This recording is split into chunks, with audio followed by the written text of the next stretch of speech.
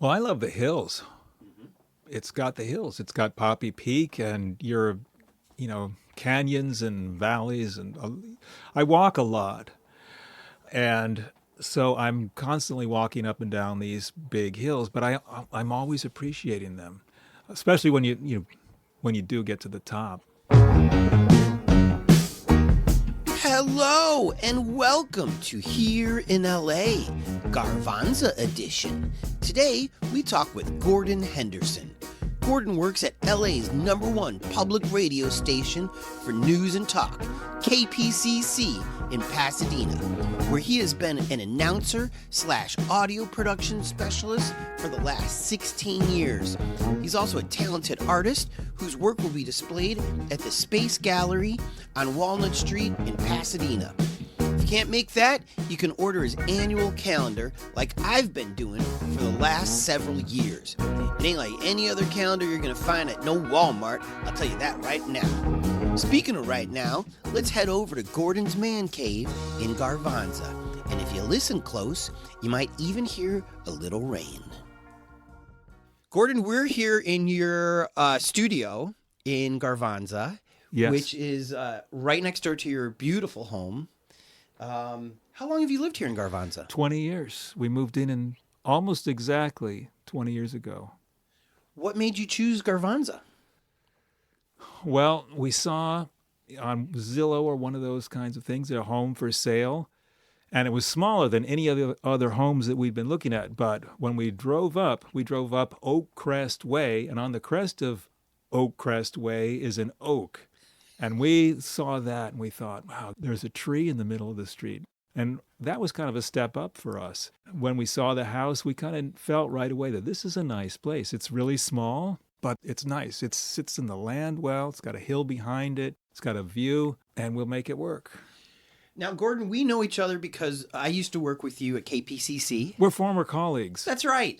And tell everybody what you do at KPCC. Well, the easy answer is I'm an announcer. What we call it in the business is production. And what I do is I produce announcements that you hear between programming. Can you give me an example of what we might hear? Do we hear your voice? You hear my voice, but we have a team. So it's not just me. I have colleagues. And it's me and basically one other person, Marley. I'm the male voice, she's the female voice, and then we have a team of other people that we cast in spots that are appropriate for them. So an example might be you're listening to KPCC. KPCC supporters include... There you go. How long have you been doing this for? About 9 years, I guess. Uh-huh. Yeah. But I did voice work before that. Where at? A lot of it at the Braille Institute. On Vermont? Yes, on Vermont. In Melrose? Yeah, Vermont and Melrose. How That's about right. that? Right next to LACC? That's right. And I would record books on tape, or I also would record the newspaper. Anything that people would have trouble reading, people who are visually You would read print the whole impaired. newspaper for our blind friends. Not the whole newspaper. We would section it, Mm-hmm. and we would read parts of it, like the grocery store ads. You would read those Yeah, too? we would read the grocery store ads. Because people need to know that People bananas need are to 29 know cents? Yeah, exactly. They need to know where the bargains are. I never thought of that before. It was arranged so that they could call on the phone and listen to the grocery store ads, or other, like magazines and newspapers too. Do you think this service is still available to them? Yes, I think it is. That's But fantastic. I'm not connected with them now, so I can't really say much about it. Well, shout out to our blind listeners. If this voice sounds familiar, it's Gordon. Okay, so you moved here 20 years ago. Yeah, on November 9th, 2002, almost a year to the day. For those of you who, I don't know when this is going to air, but this is almost November 9th. Yeah, and it was raining the day we moved in. How Like it is raining today. Crazy. Maybe this interview was meant to be. Maybe it was. Where'd you live before here? Echo Park. Oh. Yeah, I was in Echo Park for a number of years and loved it. Mm-hmm. But it was time to move. We ran into a little bit of a situation. I had a baby. Circumstances were such that we really needed to have our own place. Mm-hmm. it was a great motivator for us doing that, saving the money and getting a house, which was affordable then. What was Echo Park like 20 years ago? Well, it was loads of fun in the 90s because it was affordable. There was the social music scene was happening. There were tons of people around who were your peers. There was a lightheartedness. Maybe there was lightheadedness too, but there was a lighthearted, positive feeling in the neighborhood. Today there's the Echo and the Echoplex.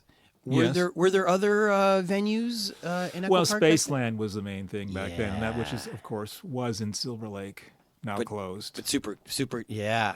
Do you remember who you saw at Spaceland? By the way, that was one of my favorite clubs. A lot of, I saw all of the local bands. I'm drawing a blank when I think of them. Well, the Geraldine Fibbers was one, Extra Fancy, Touch Candy. Mm-hmm. Yeah. Possum Dixon. There you go. And I saw the national acts there too. See, that was a pop quiz. I'm so sorry. Yeah, well, we're digging back 30 completely years failed. now. I really drew a blank on a lot of that. We'll cut this part. There were a few people that I could name, but Are you a cigarette smoker at all? no. My friends who were loved it because they had that smoking room back there. Remember that? It was kind of enclosed. They had There was a couple different configurations. There and were. There was at one point they moved the stage and they made a little sort of upstairs area where That's there right. was a pool table. Yeah, and that's where you could smoke. That was a later. Yeah, so that you could smoke up there. Yeah. I didn't remember that, but Yeah, the stage used to be where closer to the bathrooms. Yes. And then they moved it closer to the front door. that's right. They moved it on the opposite side, so Yeah. you'd walk past the stage on your way in. Yeah, and they in the bathrooms they had the urinal was a big trough. I knew someone who climbed into that trough one evening. Dudes in bathrooms. Yeah. You got to watch out. Yeah, Okay, so you've been in Garvanza now for 20 years. that's right. I don't think a lot of people know much about Garvanza, but I'll tell you, here in LA is based on the LAist neighborhood project that I created in 2007. And we had a young woman, and she did her neighborhood project on Garvanza, and it was such a hit. It was probably the biggest hit that we had in the project because she showed all these beautiful homes, and I don't think most people even knew that Garvanza existed. I think a lot of people just drive right past it on their way to Highland Park. Right, and a lot of people think of it as Highland Park. I mean, in myself included, people ask, and usually the first thing I say is Highland Park. But I one time looked it up on a map, and I thought I was sort of Garvanza adjacent, but no, I'm really in the heart of Garvanza, as it turns out. Yeah. But it's actually not. Yeah, it's right. It's not. People don't use the name a lot. Which is weird. It was one of the early settlements of Los Angeles. Was So it? yeah. And since you've lived here for so long, what do you think makes it unique? Well, I love the hills. It's got the hills. It's got Poppy Peak and canyons and valleys, and I walk a lot, and so I'm constantly walking up and down these big hills. But I'm always appreciating them, especially when you do get to the top. For those of you who have only heard Gordon's beautiful voice, he is a slender man, excellent shape, full head of hair, and so the walking is paying off. It is paying off, but that's still, and I have always had, and not just now, but always, I've had basically the same body shape as a stick of fettuccine.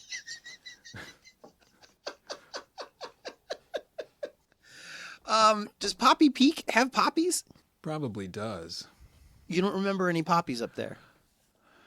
I'm not at liberty to discuss. All right, fine. But yes, there are various poppies. It's our state flower, It is our state flower. but I hear we're not allowed to pick them. Have you heard this? I haven't heard that, but I could be wrong. I have a poppy story. Oh, please. There were some poppies, the same poppies that people cultivate the opiates from, growing behind the bus stop here at Springvale and Figueroa. Okay. And they were growing there, and everybody saw them, and we're looking. It's like, well, there's poppies growing there, and then one day they weren't there, and one friend said to me, "Wow, somebody took the poppies." And Abira, my wife, and I were thinking, well, I think we know who took the poppies, and we asked them, and they had taken the poppies. Did they explain what they did with these poppies? Again. No comment, Your Honor. Yeah. I see no problem with any of this. No, and it's all fine. Yeah. Okay, you mentioned your wife, Ibira. Abira. Abira. Abira. How do you spell it? Abira. What kind of name is that? It's South Asian. Well, I mean, Indian. Oh. Where did you guys meet? We met in Ohio because I went to a boarding school. When I was growing up, my best friend, Toad Ray, went to a boarding school. And I was pretty much a garden variety misfit, but I had a best friend, Toad Ray. And so we had lots of fun together. But then we hit ninth grade and he went to boarding school.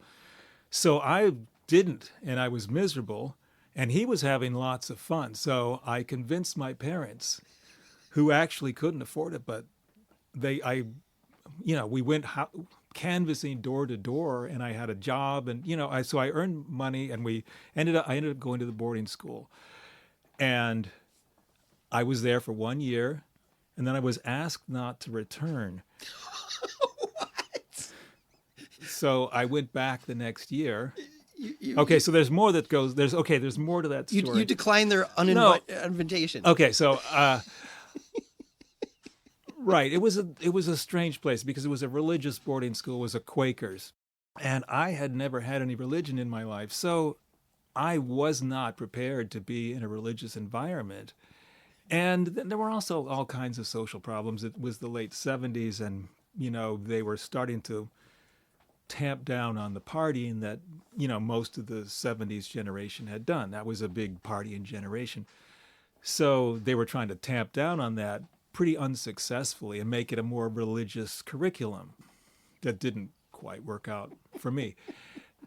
So I was asked not to return. But while I was there, and this will fit in for later in our conversation, while I was there, the Bible teacher, who was what I would consider a true mystic, he told the class that one of his students had rewritten the Bible, had called him at 3 a.m. and said he'd rewritten the Bible, and it was terrible. And I thought, that's great. I bet I could do that, and it would be even worse. So I did that. In one of my notebooks, I decided I was going to rewrite the Bible, and I was going to leave out anything to do with religion. So I did that, and I had an epiphany, and that was that I was an artist. And so I declared myself an artist. And this is the time of, it was about 1980. So it was sort of at the end of the first wave of punk rock. And so there's this idea that you can do things that you maybe aren't trained to do. Mm-hmm. There was that idea. And because I had always thought of myself as not an artist, because I had no artistic skills as far as I could tell. My cousin could, he could draw something and it was representational. So it wasn't me, but I decided I was going to do it anyways because I'd had this moment by rewriting the Bible, which seems like a teenage prank, and that it was. But I wasn't intended to be blasphemous or anything. It was just, it was just this exploration I did, this event that I did. Or stunt, maybe you'd say. But the thing is, it affected me much more than I thought. And the ironic thing is, I found God, and God being, from my interpretation, God being creative work, becoming an artist. I love it. So I became an artist, and at that moment, and boarding school had been a sobering experience. But I wasn't sober much at the time. But by then, once I'd found out that I wanted to be an artist and I started working creatively, then I actually became a sober person over the next year or two. I've always wondered how the Talking Heads fit into the punk rock scene of New York. You remind me so much of David Byrne. Have people ever said that to you? People have said that, and my dad and David Byrne, when David Byrne was wearing those suits, were they strikingly resembled each other. How about that?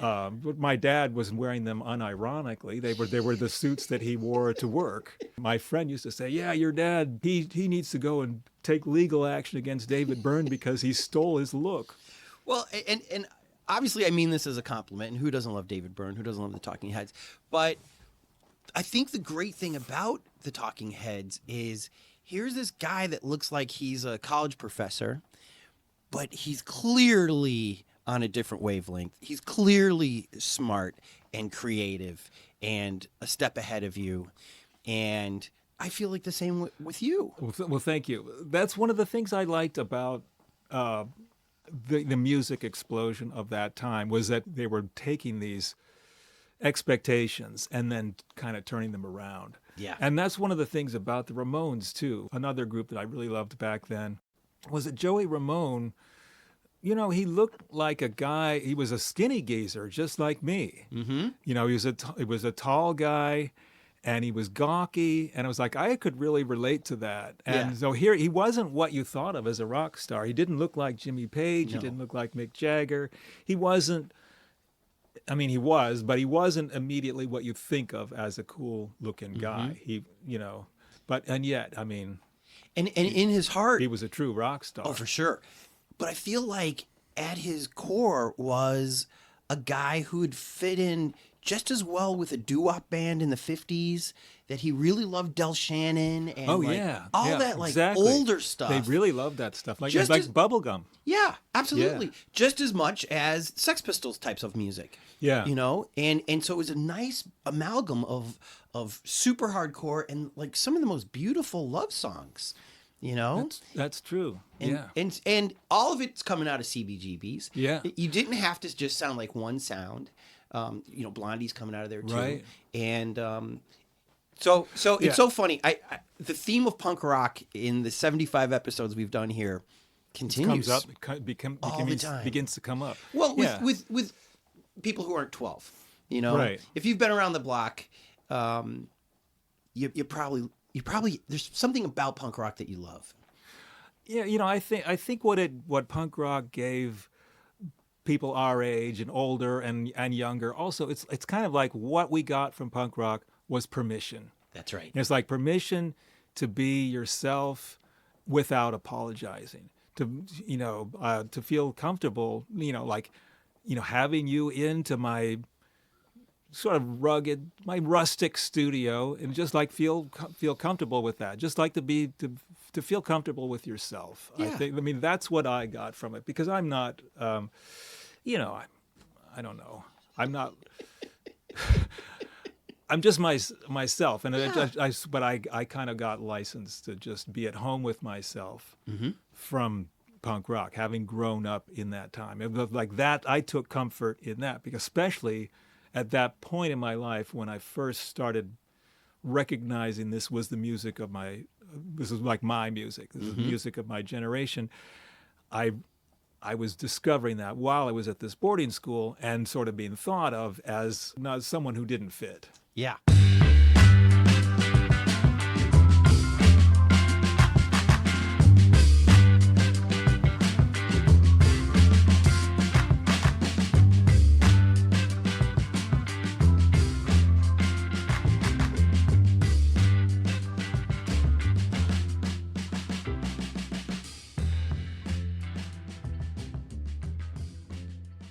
Let's talk about your art a little bit. First of all, I love your art. Thank you. I appreciate Totally love your art. I think I've bought all the calendars that you've made as long as I've known you. that. That makes sense. How long have you been making your calendars? I made the first one in 1985 by mistake. I just needed a Christmas gift, and I didn't have anything. So I took all the originals out of my sketchbook, and I put them in a yellow notebook binder and punched holes in them with a hole puncher, which I actually walked out of Woolworths without paying for. Now, Woolworths is now out of business. Yeah. Coincidence? I think not. But recently, well, okay, one of the, like a couple of years ago, you did one that was all about Highland Park. Yeah, I did two. That I did 19. No, not 19. 2019 Uh-huh. and 2020 Yeah. were both Highland Park. And the reason that I love, well, first of all, your style is really unique. You're obviously a talented artist. Are these watercolors that you're using? It's well, I would if there's one thing that's the base of everything I do, it would be pen and ink. Okay. So it's black India ink. Mm-hmm. But yes, there are watercolors, gouache, and acrylic, liquid acrylic. So the pen and ink for maybe the outlines of the figures, and then you color it with. Right. Well, with the specifically the buildings, I went around painting my favorite landmark businesses in Highland Park, most of which were on North Figueroa Street. And those are done on birchwood panel. And what I did was when I would walk around on the street, I would take pictures of the buildings and then I would pencil in the outline of it on the birchwood. And then I painted in all the color. And then the last thing would be the ink. Then I would ink the outline. Well, and also your choices of subjects are mom and pop stores for the most part. Right. Ramshackle looking kinds of handmade places. Places that really have character. Places where the people who ran those businesses were regular people who did not have a lot of money, but they had an idea. Yes. Of a dream, and they provided a service. Mm-hmm. A lot of them still do. A lot of the places that I like, some of them would be like Uno Market, which has, it's gone through changes, but it's still thriving. Yeah. Did you give either calendars or copies of prints postcards? to these I think people? I gave them postcards. Yeah. Great. Yeah, like the bakery, I would give them postcards. And what was their response? Well, sometimes they were a little nonplussed. Really? They just weren't. They just didn't. I think they weren't against it. They just didn't understand why someone would be doing a painting of their business. But then, they like they would open up a little bit when they thought about it. Isn't that interesting? Because it is tribute. Of course. I'm doing tribute. I also wanted to document the neighborhood as it was. At that moment, I wanted to look at the neighborhood and remember this moment, because I love ephemeral things. And that's part of the thing about calendars. They're ephemeral. They're dead. Mm-hmm. After, come January 1st of the next year. They're not, sir. I cut out my favorite ones and I put them on the wall. Thank you. Yeah, well, so there are people who do that. Yeah, there are people who save them. But but generally they're done. I mean, their original intent is no longer. They've served their utilitarian purpose. That's right. But I got to tell you, most of the time, and maybe I'm just an unorganized man, but I don't really look at the calendar part. I look at the picture. That's kind of how I am too, but I do actually consult it, because there are, of course, times when I don't know what the actual date is, or when like a holiday appears or something like that. Where you came in handy the other day was daylight savings time. I realized that I am reliable for that. Yes. All the clocks in my house are tuned in to the internet. So everything changed except for my microwave.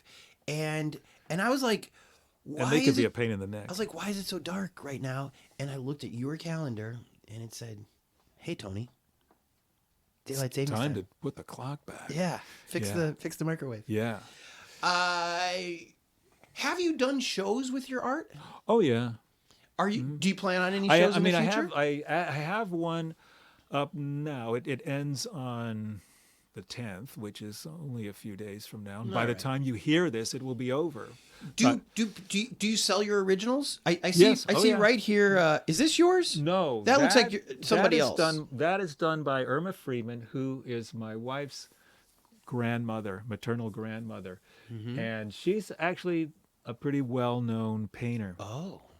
She lived in Pittsburgh, and she painted all the time and inspired a lot of different people. Now there's a Irma Freeman Center for Creative Imagination, which is like an art center named after her. Your new your forthcoming calendar is called Metamorphosis. Yes. These paintings, how big are the originals?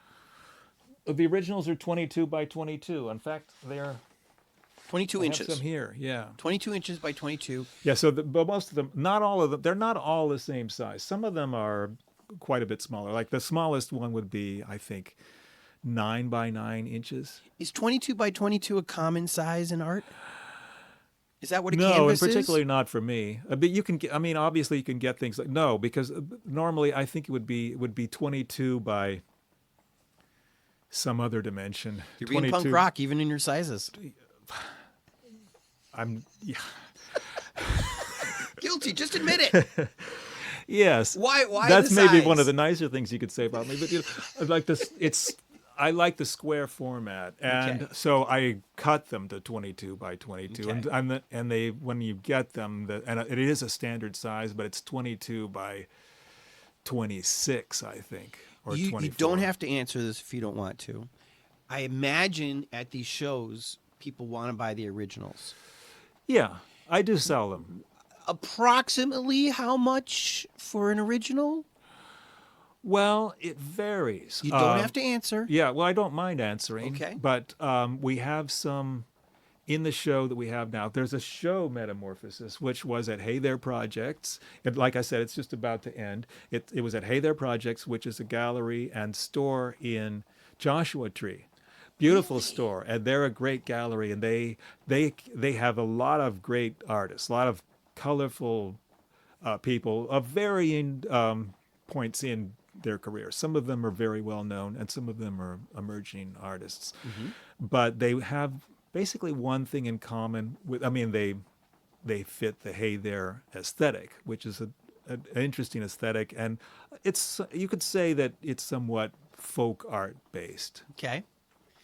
How much, Mr. Henderson? Okay, so let's take a look. In the show, The answer is how much do you got? yeah, like say something like this was in the show. Cinder Block Sunrise, that was in the show, and it's a framed paper, and it was $500. It's 22 by 22. That's a very reasonable It's price. a very reasonable price. Yeah. And like let's see. When you price something at $500, it's priced to sell. You're yeah. trying to get rid of them. I'm fine with getting rid of them. I want them to go out in the world and give somebody else pleasure. It's not giving me that. I mean, I like it. I'm still looking at it, and I'll always like it. Yeah. But it'll be, if it's framed, it's going to be like the frames that I have in the studio. They're stored. Right. And most artists, I don't think they want that. Although, artists, some do hoard their work, and I'm not really about that. I actually want people to have it in their homes. Have you ever felt sad after you've sold a piece? Yeah, I think so. Not like sad, but But you miss it. usually that comes later. Oh. When somebody, and to be perfectly honest, it's when somebody asks for it and it's already sold and they ask for it and I don't have it. That's actually the most sad. Well, but you're the artist. You can make a different version if you want. I have done that, and I don't do that a lot. Right. But the funny thing is, with this calendar, I did because they had a summer show, and there were a few drawings which sold right away, but I wanted them for the calendar, so I redrew them. They weren't exactly alike. That's okay. No, of course, yeah. I mean, You're the only one that would know, right? They're not going to be right. But they're going to be different just because but I also want it to be different because it's not super exciting to draw the same thing a second time. No. What astrological sign are you? Virgo.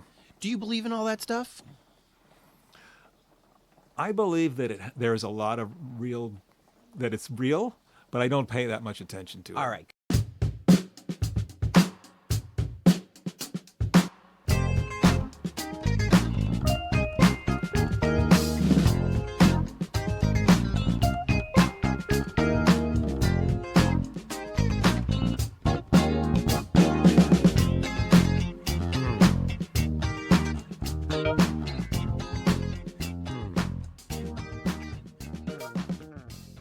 You have a daughter, sir. I do. How old is your daughter? She's 21. So that means she was raised in this house. Yeah, she was 1 year old when we moved here, but of course she doesn't really remember the apartment we lived in. Right. The reason I ask is many people, when they talk about LA, before they have children, say things like, I would never have children in LA. It's too dangerous. I'd rather move to the Midwest. I'd rather move to Florida. You have successfully raised a daughter in LA, in Garvanza. What would you say to those people? Yeah, I don't subscribe to that at all, because I think that it was great. You know, I think that she had a great childhood. I mean, she went to a lot of different schools early on. Like we did do the school thing where sometimes a school wouldn't work out. But she really benefited from, say, a lot of the adults we knew. She was exposed to all kinds of different people. She, benefited from that. People who were different from her parents. Different how? Artists and from different cultures and different things. She really benefited from a lot of things that were uniquely LA. And then when she got to high school, she has great friends who she's grown up with, and they maybe didn't go to the same school, but maybe they did, and high school was a good experience for her, which is so different than me. Did you go to Eagle Rock High? No, she went to LACHSA, LA County High School for the Arts, which benefits from having a lot of access to professional artists and people from the creative community of the greater LA area. So she really got a lot out of. So she's a creative person too. Oh yeah. She's sort of a born artist. I mean, we have a picture of her when she was a baby, drawing that we just looked at it the other day, and we thought this must be one of the first times she ever held a pencil, and she's sitting there drawing. Wow. And she's just a tiny baby, and she's also ambidextrous, so she has a great imagination. So. Is she really left-handed? Yeah.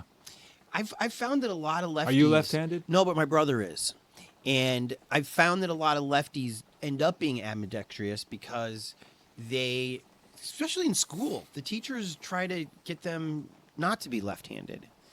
Right. And I think there is something about their brain that they're like, well, screw it, I'm going to do both then. Somehow that worked for her. It worked to her advantage. So she can write, or she can play guitar. She plays a traditional right-handed person's guitar. But she is more left-handed than right-handed. Wow. Okay, one thing that I love about your social channels, I think mostly Facebook, is you, your wife, and your daughter just seem to just really love each other in a very creative, almost quirky way. Yeah, we get along. We do get along really well. We are friends, and Abira, of course, we're collaborators. I mean, Eliza too. I mean, Eliza has really contributed a lot to the calendars, and we go to her a lot because she is a fully developed artist at this point. She's an adult, and she's multidisciplined too. So we consult with her all the time, and she's has good ideas, and the thing about, I think part of this, what you're getting at, is when we had a child, and we had the sort of child who she was never a baby. She just wanted to get on with it and be doing whatever we were doing, because we were doing stuff, and she wanted to be doing that too. And so she wasted no time in just she wanted to be an equal. She wanted to be an equal in this family. That was always what she was about. From the beginning. Yeah. So, and even as a baby, she wasn't going to waste time just staring off into space like babies do, or whatever babies do. She wanted none of it. Did you have, she didn't want to be a Disney princess? No, not for even a second. So what kind of childish things was she into instead of Disney? She was occasionally in musicals. Oh. We would see her, and she would be standing on the porch and singing and looking off into the distance, and we would know that she was in a musical. She would write the whole musical in her mind, and that was what she would be doing. And she also would build elaborate sort of fantasy escapes with drawings and other projects that she would do. She also made dolls and things like that, and wrote songs, and she was very free as a child. So is she studying art in in school? Yeah, she is. Let's talk a little more about Garvanza. Okay. Are there any good places to eat in Garvanza? People always ask about food. And I'm like, just go to In-N-Out. And they're like, no. What's in the neighborhood? Well, there's a few different places. I mean, one of the places in which I've documented is the pizza place. I have it here in my postcards. I should have it here. Italiano's Pizza. Italianos. Yes, and they have a 40-inch pie. I feel like this was 2019-ish. I would call it 2018. 2018. So Yeah. a few years ago. By the way, They've remodeled it. They recently remodeled it. Now it's got a sort of an orange look rather than that sort of gray look that it has there. Gordon, it's so nice to talk to you in this, and thank you for spending time with me. Thanks for coming here. Maybe you guys can hear some of this rain that's pouring. It's so rare that we get rain. It's so nice. But the reason I want to thank you is your art has been in my house for years through these calendars. I think it's the best calling card for artists, don't you? Yeah, that's the thing about the calendar. Like people see your work and they see it year Every round, and they day. see different parts of it. Yeah, that has worked out. And like I said, I stumbled onto it sort of accidentally, and I didn't. But at the time, I was thinking about what could I do that fits for me when I'm sort of going public with art, because I didn't necessarily see myself as a gallery artist. I mean, and I do that. I do have shows, but I wanted something that was kind of mine, and it turned out to be something obvious and utilitarian, which was calendars, and that's been a constant thing. So I've done it a long time now.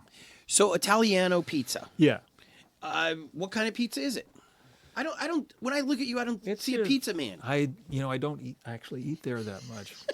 We used to go when they had the 40-inch pizza, so Okay. we got those for a few of Eliza's birthday parties. We're looking at your It's desk my work here. table. Yeah.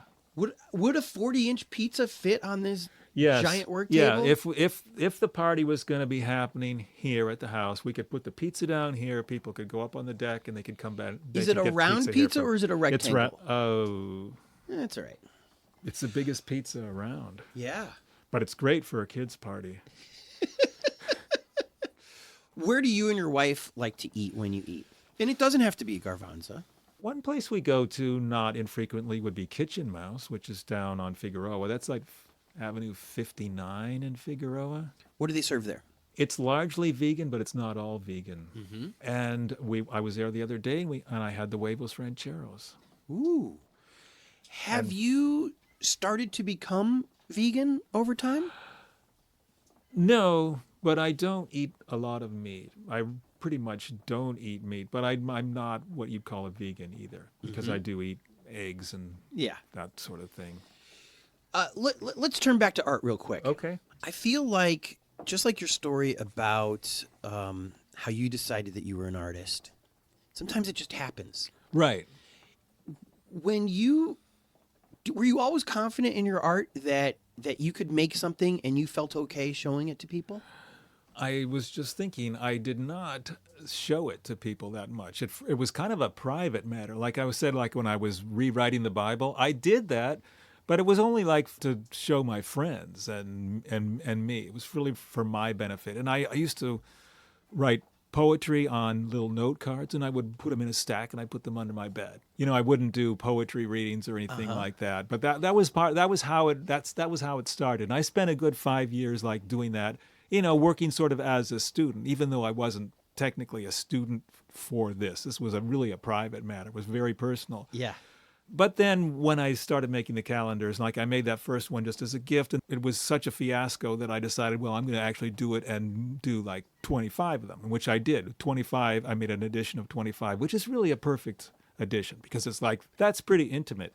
But they were popular and people started buying them. Yes. And that wasn't something that I really had a, idea that I had decided I was going to do that. It just sort of happened that way. Why did you poems under the bed? Oh, just because I was done with them. And that's the place where they go? It was about writing them. You didn't show them to your parents? Well, I didn't want to scare them. What were they about? Just whatever Were they came dark? to mind. No, sometimes, but they were just whatever came to mind. So when I was, I guess, in around 20, in early 20s, and I was in San Francisco, and I would ride the trains all the time, the Muni trains, the light rail. Mm-hmm. And I would always have... What was your favorite line?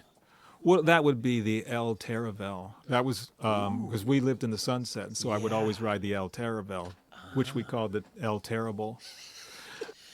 I lived in San Francisco for a little while. My favorite lines were the F Market and the N Judah. Good lines, Yeah. to be sure. Because I lived on Lower Haight for a little while. Yeah. And then in the Mission. I lived there briefly. In both those places, I did live briefly. But we live in L.A. now. Why did you move to L.A.? Well, the first thing that I did was I moved to New York from San Francisco because my wife Abira, who I knew, I fancied her. She was of course not, we weren't married then, but I fancied her, and she lived in New York. So I started going to New York back and forth quite a bit, and then I just moved there. Yeah. Where in New York did she live? She lived, when I got together with her, she lived at 160th Street and Broadway, Washington Heights. Wow. Isn't that a black neighborhood? It was largely Dominican, actually. Ooh. Good food. But it's mixed. Yeah. Yeah, and then there was a grocery store across the street, the Foodorama, which had, out front, they had avocados the size of footballs. It was a different kind of avocado than we're used to. Yeah. And they were the kind of place, it was a big, like, sort of grocery store, like almost not maybe as big as Vaughn's, but bigger than a corner store. And it was a place with straw on the floor and salsa blaring, and there would be people dancing in the aisles. And I was from a city, but when I went there, it was like, wow, this place is interesting. Yeah. And, it really was an interesting These neighborhood. football-sized avocados. Yeah. Did they taste like avocados, or did they taste different? Did you ever buy They one? But they were different. There was a different taste than Yeah. the Haas avocados Right. that we all know and love. Yeah, They were kind of greener, but that was really a pretty amazing experience living there. I bet. Yeah. And then you both decided to move to San Francisco? No, we moved to L.A. Oh, you moved to LA from New York. Yeah, but that was the first apartment that we were in together. But we moved from there to Avenue C. And then soon after we moved to Avenue C, they had a flea market that was like an impromptu kind of flea market that was set up on Sunday mornings. And one Sunday morning, we look out the window and we could see that the police are clearing the flea market. They're clearing everybody away, and everybody's gone. And then they brought in a makeshift stage and a microphone and the TV cameras, and then a local politician, I forget who it was, went up and made a speech. And we're like, what the hell is this?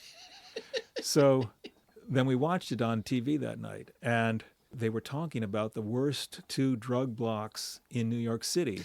And one was the street we just moved to, Avenue C, between 8th and 9th. And the other one was 160th Street and Broadway. And then you discovered your wife was in the cartel. No, kidding. She was an artist.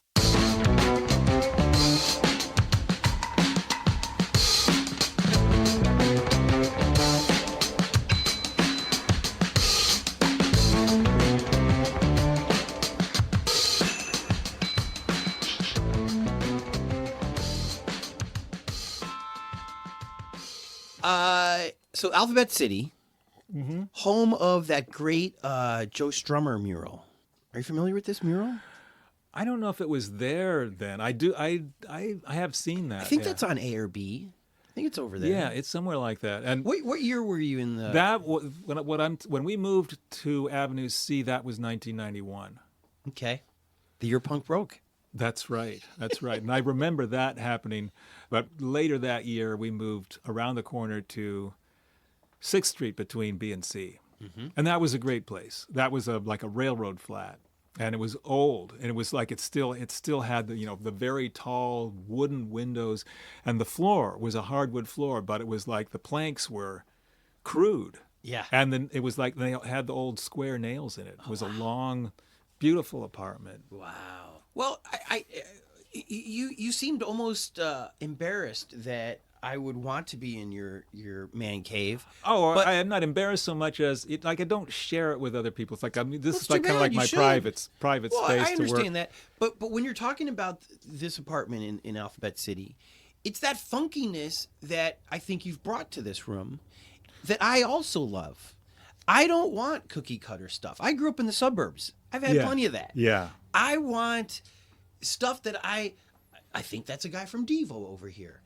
I see these little toys over here that look like what I built in the Cub Scouts, the Boy Those Scouts. were built by my friend Lupe, and then I painted them. This is what I want. This big giant bald guy's head that reminds me of something out of Pee Wee's. That was my wife has an arts program, the Wisdom Arts Laboratory, and one year they were in the Doodah Parade, and so we built masks, and that's the one that we still have. It's beautiful. So they all had masks. I see a is that a squire? That's a squire that my neighbor had when they moved recently. They moved to Maryland, and he had the squire, and he says, "I know you play guitar, and you want this squire." He gave away his Fender with the nice whammy bar to you. Yeah, he wasn't playing it. That was nice of him. Yeah, he was a nice guy. It was sad. It was sad that he moved away. Are you pretty good at guitar? Yeah, I'm sufficient. I see what looks like a shrunken tuba, but it's not a tuba. Is that a sousaphone? It is a tuba. That is a tuba? It is a tuba, yeah. It's a small It's a child's tuba? No, it's just diminutive. It's a baby tuba. It's a baby tuba. We need to feed it some vegetables. And it's kind of a yard tuba. My friend had it in his yard, and I said, "Can I have that?" And he said yes. A yard tuba. But I know a young musical prodigy who can pretty much play any instrument. Uh-huh. And when he was a child, he picked up that tuba and started playing it. He could play it, no problem. He could play it. He could do the embouchure and everything. I don't know how he could have. He picks this out of the ether. He knew how to do it. He's got the chops. He's got the chops. He's a charmer, so he can play it. Let's go back to KPCC. Okay. You do these announcements. Yes. You're not allowed to call them commercials in the we public don't- radio station. Right. We don't need to legally. We don't call them commercials because and the difference being, a commercial, they give you the directive. They tell you to do something. What Drink we Coke. do is what we do is let you know that something exists. Okay. That's the sort of the legal distinction. We can't have a call to action that tells you to do this. We can just say what it is. Say it's a show at a theater, and we just say what it is, and then give the URL so that they can find out more information. The Hollywood Bowl will be presenting Jane's Addiction with Smashing Pumpkins. Do you love doing these announcements? Yes, very much. It's a good job. It's a dream job. How many takes does it usually make you? How many takes do you normally take? Why can't I say this? I'm not. I could never do I your know, job. but I get exactly what you mean. But I don't think in terms of doing it on one take. What I usually do. You don't. No, because I've got time. I'm producing everything before it airs, so I've got time to actually get familiar with it and do the one that I like. So usually what I do is do 3 or 4, and I always try to end on the one I want to use. I don't have a lot of indecision about which one it's going to be. It's always going to be the last one. So I keep doing it until I get the one I like. Yes. And that's just how I do it. So I've always got maybe at least 3. And a lot of times there will be a sound in one, a disagreeable sound. And so I can Frankenstein it, and I can cut out something out of one take and use it in another. I mean, which you do all the time, but I like to have the option to do it, using one for parts. This is very inside baseball.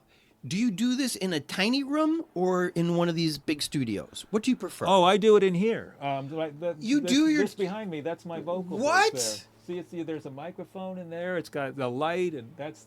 I have a vocal booth. You have back a here. VO room in Yeah. this man cave. Yeah. Hold on just a Yeah. second. You know, it's funny that is happening now, because that is the kind of thing I have to deal with all the time. It's helicopters and other aircraft, garbage trucks, Amazon vehicles. I just didn't expect Car them alarms. in the rain to be out there. It must be. They're important. out there in all weather. I love this room. You got a It's a sewing good room. machine over here. Yeah. A lot of projects happened in this house. Okay, let's wrap up with. What would you like to wrap up with? What have we left out? Well, depending on when this airs, I can plug something. Please plug Okay, something. so Hey There Projects, which is the gallery I told you about that I work with, and I have the greatest feelings towards them. They are working with the Eisenberg Center, well, Eisenberg Space, I guess is what you'd call it. It's in Pasadena, and they have an event, like a holiday event, on November 19th from 6 to 9 p.m. at the Space at Eisenberg, which is 39 East Walnut Street in Pasadena. That's right at the corner of Fair Oaks and Walnut. And that night, I'll be there doing a presentation on the Nib Geebles calendar Oh, that's with what a slideshow. That's what we didn't mention. Nib Geebles. Nib Geebles. Nib Geebles. Yeah. Can you spell that for people? Geebles. But it starts with N-I-B. NIB would be, so if you think of Nib Geebles as a person, a lot of people have a crazy side. Mine has a name. Nib Geebles. Nib Geebles. Can you explain this for us, please? As a young person, my friends and I always created irrational alternative identities for each other. And that one stuck. My friend, when we were walking around one day, he dropped all his stuff and a letter fell out of his backpack. And I looked at it and it was addressed to Nib Geebles and I knew it was to me, but I didn't say anything. But he picked it up and he didn't want me to see it. He picked it up and put it in his backpack again. And then I got it in the mail a few days later. And from then on, I just was like, that was what I called what I did. Because it's sort of like, as an artist, what I always wanted to do was sort of let the irrational side of myself have a platform where I could be free. And we've talked about the side of myself which is more like the earthly concerns. I'm at work. So I'm Gordon Henderson at work. And I don't mix business with pleasure. I'm Gordon Henderson and I'm rational and I show up to work on time and I do my job and I'm very dedicated to it. But on the side, I have this whole other thing, which is not about fitting in or being polite or anything like that. It sort of takes the part of, say, what Coney Island once did for people. It's a place where you can be irrational and be yourself and have fun. And so that's the way I think of the Nib Geebles calendar. Who coined this? Can we give him a shout out? Yes, we can, because he was one of my best friends then and he still is now. And his name is Robert Caruso.